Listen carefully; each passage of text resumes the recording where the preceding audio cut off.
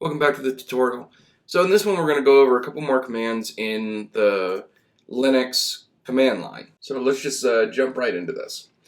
So to start with, I just wanted to give a real quick overview of the time command. Okay, so if you type in time, what it's going to do is it's actually going to give you the readouts in minutes, hours, and milliseconds. It will not actually show you the current time. It will actually run and show the summary of the system resources. So since this is a VM, this is why we're getting this really weird readout. Next one I want to talk about is date. So if you type in date, it will give you the date, the current time, the current date, everything like that. If you type in cal, this gives you an actual calendar in the line itself. The last one I wanted to go over real quick is ping. Okay, so what is ping? Well, ping is sending a packet of data to a specific address. And this is a great resource to use if you're trying to diagnose something network related. So we're going to type in ping.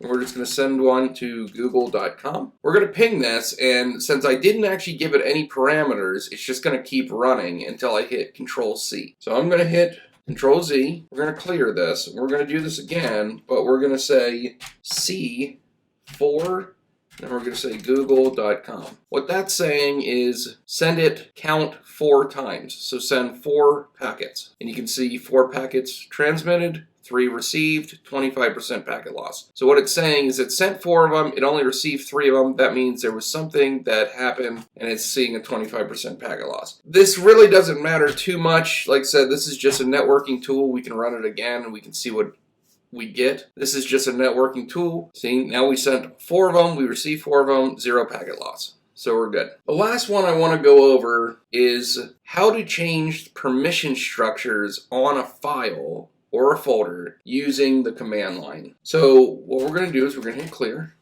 We're going to hit ls. We're going to see that we still have our test file. Type in test. Oops.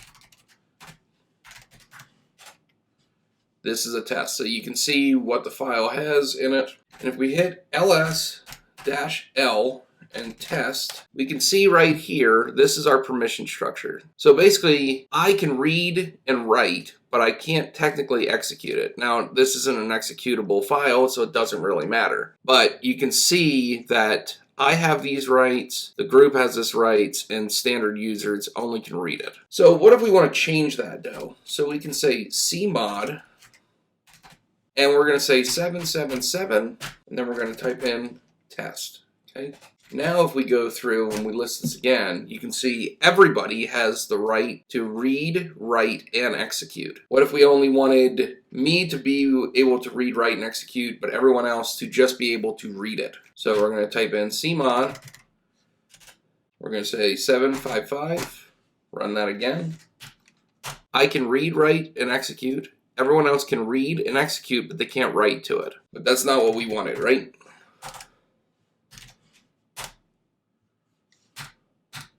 Now we don't want anybody to read, we don't want anybody to read, write, or execute except me. So if we type in this, you can see read, write, and execute. Everyone else, nothing.